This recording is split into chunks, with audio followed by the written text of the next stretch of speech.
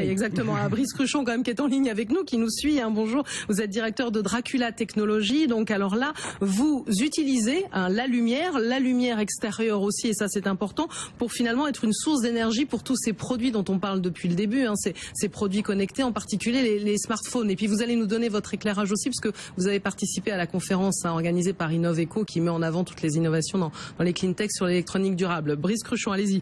Oui, bonjour. Donc oui, nous on est une jeune société qui a développé un procédé d'impression numérique pour faire des panneaux solaires dans la thématique de l'électronique organique.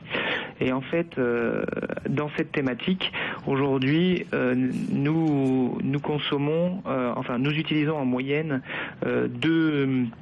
deux objets, un peu plus de 2 objets connectés par personne dans le monde, et on sait qu'en 2020, ça va passer à presque 6 objets en moyenne. Et donc, dans cette approche, notre technologie permet de réaliser des panneaux photovoltaïques qui fonctionnent, je dirais, à la lumière, aussi bien la lumière artificielle que la lumière naturelle. Donc ça permet de recharger les smartphones, des lampes, le GPS. Pas tout à fait, c'est-à-dire que pas encore, c'est-à-dire que nous avons des performances qui sont pas forcément aussi significatives qu'un panneau photovoltaïque classique.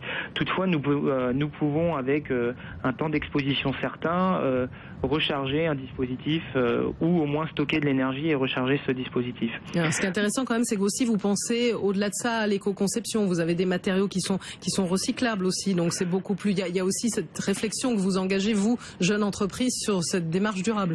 Tout à fait. Ce qu'il faut savoir, c'est que pour faire l'équivalent d'1 mètre carré de nos panneaux, il faut environ 1 gramme de matière.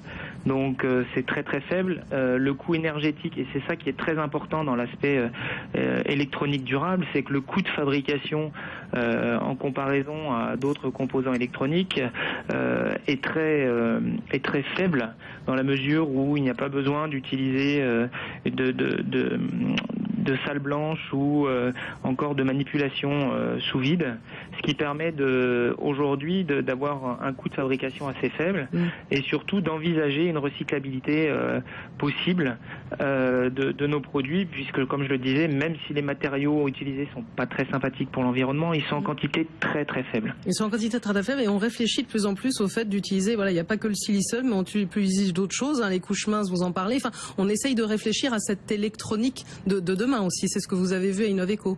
Tout à fait. Une des conclusions d'Innoveco de la semaine passée, c'était que aujourd'hui, ce que nous on appelle le retour sur investissement énergétique, au bout d'1 an, vous avez quasi ce retour d'investissement avec l'utilisation de nos technologies. Alors ça sera peut-être merci Brice Cruchon de faire réagir les uns et les autres à ces enjeux-là. Finalement, la question qu'on pose, l'électronique sera-t-il durable ?